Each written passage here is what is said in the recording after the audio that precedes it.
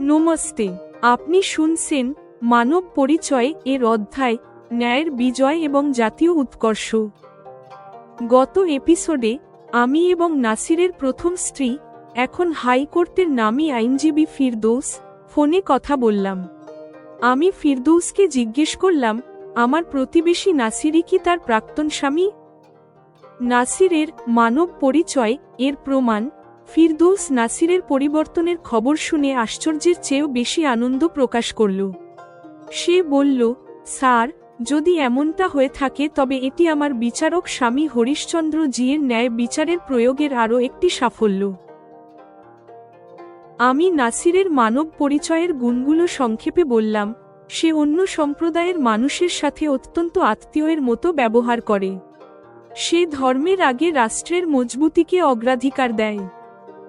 সে তার স্ত্রী সভাকে ইঞ্জিনিয়ারিং এবং ম্যানেজমেন্টের ডুয়াল ডিগ্রি সম্পন্ন করার সুযোগ দিয়েছে। ফিরদৌসের দার্শনিক উপসংহার। ফিরদৌস আমার কথার সত্যতা স্বীকার করে বলল, খারাপের সাথে নয়, ঘৃণা করা উচিত খারাপ কাজের সাথে। যেদিন মানুষের ভেতর থেকে মন্দটা মুছে যায়, সেদিনই সেই ব্যক্তি মানব হিসেবে পরিচিত হওয়ার যোগ্য হয়ে ওঠে। নাসিরের রাজনৈতিক উত্থান।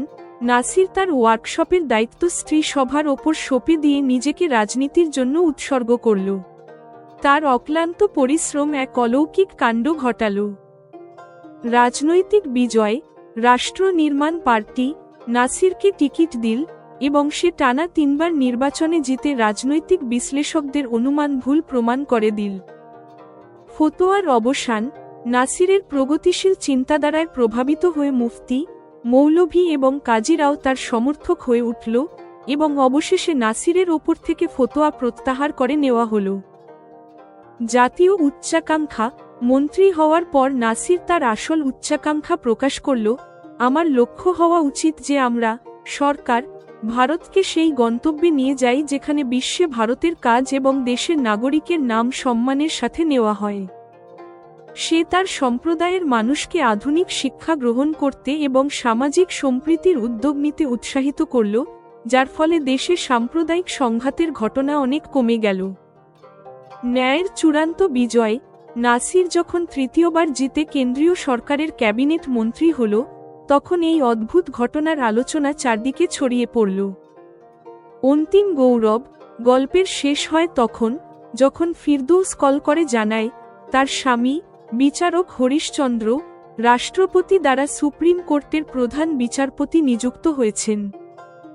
শুনুন কিভাবে ন্যায়, ধৈর্য এবং বিবেক একজন উগ্র অপরাধীকে জাতীয় নেতায় পরিণত করল এবং কিভাবে একজন প্রতিবেশীর সহজ ব্যবহার সেই ন্যায়ের পূর্ণতা নিশ্চিত করল।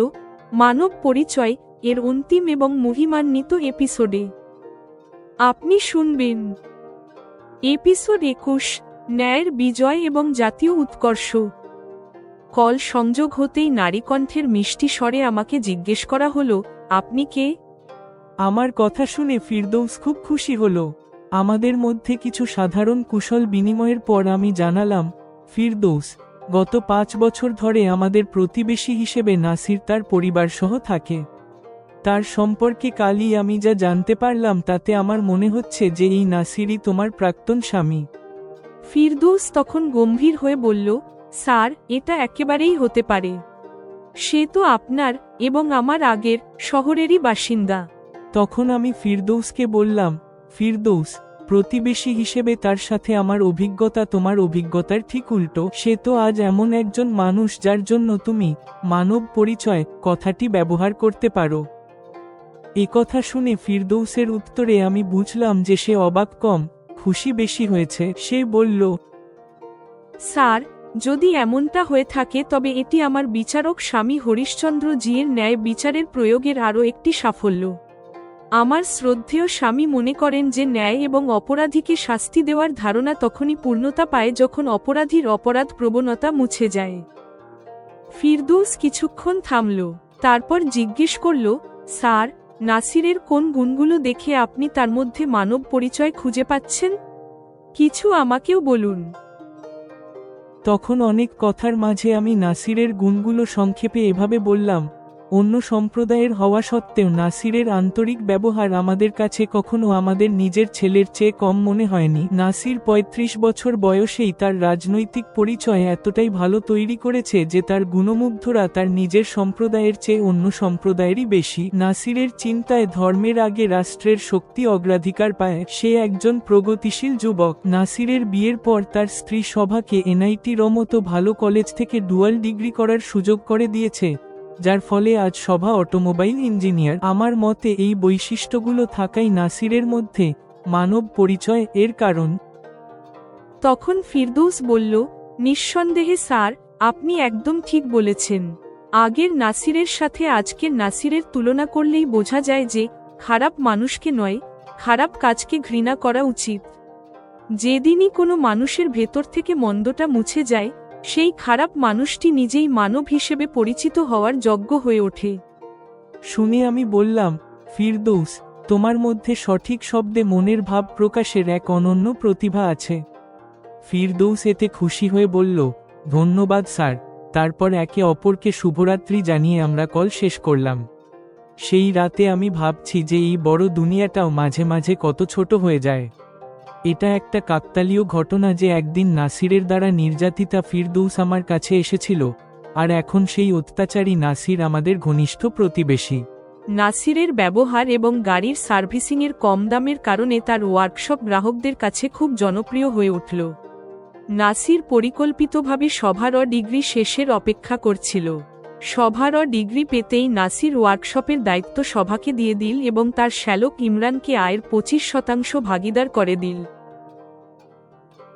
এই নতুন ব্যবস্থার সাথে নাসির ওয়ার্কশপ মালিকের দায়িত্ব থেকে মুক্ত হয়ে রাজনীতির জন্য সময় দিতে শুরু করল। রাষ্ট্র নির্মাণ পার্টিতে নাসিরের সম্প্রদায়ের প্রভাবশালী নেতা কম ছিল, তাই পার্টি তাকে অনেক গুরুত্ব দিতে শুরু করল। নাসিরও মনপ্রাণ দিয়ে এলাকায় নিজের ও পার্টির জনপ্রিয়তা বাড়াতে কাজ শুরু করল। এর ফলস্বরূপ সাধারণ নির্বাচনে নাসিরকে টিকিট দেওয়া হলো। এটা নাসিরের কাছে একটা বড় চ্যালেঞ্জ ছিল। ওই এলাকায় আগে কখনো ওই পার্টি জেতেনি, কিন্তু নাসির তার অক্লান্ত পরিশ্রমে সব রাজনৈতিক বিশ্লেষকের অনুমান ভুল প্রমাণ করে প্রথম নির্বাচনেই জয়লাভ করল। একসময় জেল খাটা নাসিরের মধ্যে যে অদম্য ইচ্ছাশক্তি ছিল তা সত্যিই বিস্ময়কর। আজ কেউ ভাবতেই পারে না এই প্রতিভাবান ব্যক্তি একদিন কতটা সাধারণ ছিল। নাসিরের লক্ষ্য শুধু জেতা ছিল না, সে তার সম্প্রদায়ের মানুষের উন্নতি দেখতে চেয়েছিল। সে চেয়েছিল তার সম্প্রদায়ের মানুষ সংখ্যালঘু মানসিকতা থেকে বেরিয়ে দেশের মূলধারায় যোগ দিক। নাসিরের লক্ষ্য ছিল তার সম্প্রদায়কে আধুনিক শিক্ষার দিকে নিয়ে যাওয়া। সামাজিক সম্প্রীতিই যে উন্নতির পথ তা সে বিশ্বাস করত। তার উদ্যোগে মানুষের মধ্যে পরিবর্তন আসতে শুরু করল। গোঁড়ামি ছেড়ে প্রগতির পথে হাঁটার সিদ্ধান্ত নিল মানুষ। এর জন্য নাসির খুব কৌশলে কাজ করেছিল। নাসিরের প্রচেষ্টায় সমাজে এমন এক নতুন শ্রেণী তৈরি হচ্ছে যারা ঘৃণা মুছে ফেলতে চায়। 5 বছর পর পরের নির্বাচনেও নাসির জিতে গেল। অবশেষে তার ওপর থেকে ফতোয়াও তুলে নেওয়া হলো। এমপি হিসেবে নাসিরকে সংবর্ধনা দিতে এক সভার আয়োজন করা হলো। সেখানে অনেক ধর্মীয় নেতা উপস্থিত ছিলেন। সভা ও নাসির বলল, আল্লাহর কৃপায় আজ আমি আপনাদের প্রতিনিধি।